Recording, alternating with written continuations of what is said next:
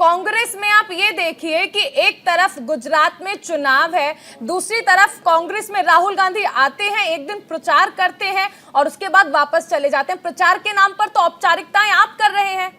नहीं, औपचारिकताएं बिल्कुल भी नहीं कर रहे हैं। गुजरात का जो संगठन है या गुजरात के जो प्रभारी हैं या गुजरात के जो चीफ पर्यवेक्षक हैं चुनाव के, वो लगातार गुजरात के दौरे कर रहे हैं। हमारे राष्ट्रीय अध्यक्ष दौरे कर रहे हैं। राहुल जी ने भी 2-3 सभाएं की है। तो आप इस चीज को देखिए ना, गुजरात का लेकिन आप आला कमान के नाम पर जब ये कहते हैं कि राहुल जी, प्रियंका जी, तो फिर राहुल जी की सिर्फ एक दिन की सभाएं क्यों रखी गई? आपको नहीं लगता कि उनका प्रचार होना चाहिए था यहाँ पर? आला कमान का मतलब शीर्ष नेतृत्व है, जिसमें राष्ट्रीय अध्यक्ष है या सोनिया जी है। आप इस चीज को देखिए ना, लगातार उस बात को लेकर, और स्थानीय मुद्दे सबसे मुखर है। आज 10 लाख पद खाली पड़े, चाहे राजेंद्र जी, जवाब कड़वा लग सकता है, लेकिन जवाब कड़वा लग सकता है, लेकिन पंकज शंकर सिंह, आपको याद होगा, उन्होंने कहा था कि राहुल गांधी 15 साल से भले राजनीति कर रहे हैं लेकिन पूरी तरह से परिपक्व नहीं है। तो क्या माना जाए कि इस वजह से ज्यादा प्रचार नहीं करा राहुल गांधी ने?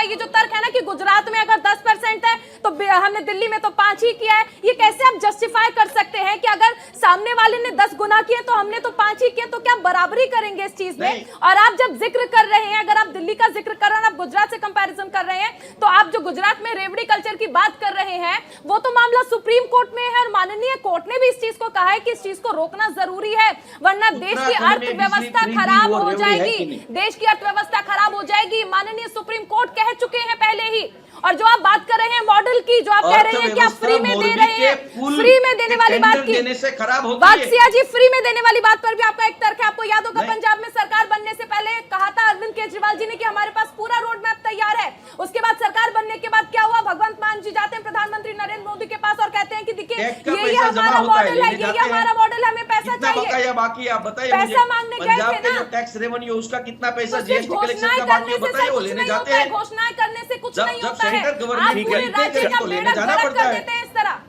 ठीक है, चारों कालू जी एक चीज जीएसटी रेवेन्यू कलेक्शन वहां लेना जाना पड़ता है। बिल्कुल जो राज्य का हक है, बिल्कुल जो राज्य का हक है वो राज्य को मिलना चाहिए। मैं उसमें कहीं के अंदर फ्री बिजली की घोषणाएं होती है भाजपा की तरफ से, तब रेवड़ी नहीं है। बिल्कुल वो भी रेवड़ी है, उसमें कौन कह रहा है कि वो रेवड़ी नहीं है? एक सेकंड के लिए कालू जी एक चीज, जनता को मिले तो रेवड़ी, आम आदमी पार्टी अगर कुछ देती है जनता को तो रेवड़ी, भाजपा के कालू जी इसमें एक चीज, कालू जी एक सेकंड, इसमें एक चीज ये भी है कि आपने उत्तराखंड का जिक्र किया। उत्तराखंड में आम आदमी पार्टी ने वही भविष्यवाणी की थी कि हम सरकार बना रहे हैं। उत्तर प्रदेश में वही भविष्यवाणी थी कि हम सरकार बना रहे हैं। गुजरात में भी आपने वही भविष्यवाणी की। हाँ, गुजरात में भी, पंजाब में भी हमने भविष्यवाणी की थी। उत्तर प्रदेश में जमानत कितने लोगों के जब्त हुए? उत्तराखंड में कितने के जमानत जब्त हुए? ये गोवा में भी वही हाल था। ठीक है, अब जेपी नड्डा का ये बयान है, जेपी नड्डा ने ये कहा है कि आम आदमी पार्टी सिर्फ आती है और हो हल्ला करके चली जाती है। वही गुजरात में होने वाला है। हिमाचल में भी हमने पंजाब में शासन चालू कर दिया, आपने नहीं बताया। हमारी सत्ता है पंजाब में, आपने नहीं बताई जी। देखिए जो हमारी स्ट्राइक रेट है, फिर भी हमारी जो स्ट्राइक रेट है वो भाजपा और कांग्रेस से कई गुना ज्यादा है।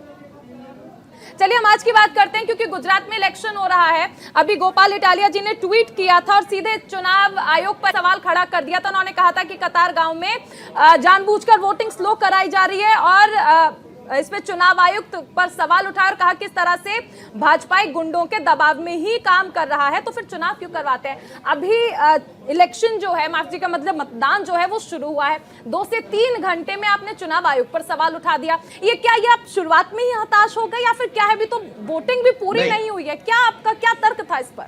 शुभेंदु जी, 5 साल की बच्ची 5 साल की बच्ची के साथ जो रेप करता है वो जघन्य अपराध कर रहा है, क्योंकि वो हिंदू है। बिल्किस बानो के मामले पे आप चुप हो जाते हैं हमेशा।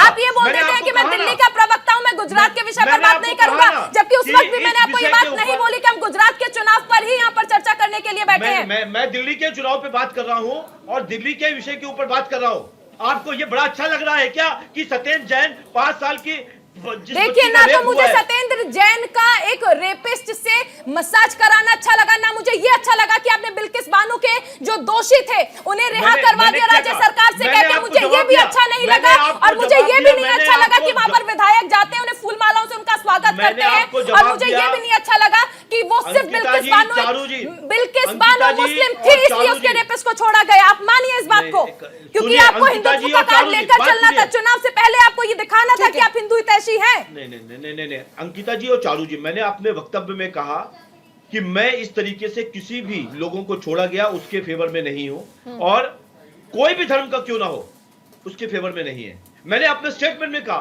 पर क्यों दिया गया, क्या डिटेलिंग हुई, उसके विषय पे मैं नहीं बोल सकता। किसने भेजा प्रस्ताव छोड़ने का, ये मैंने आपको सरकार ने जवाब दिया। मैंने व्यक्तिगत और पार्टी के दोनों सूप में रखे। भारतीय जनता पार्टी इस तरीके के किसी को भी सपोर्ट नहीं करती।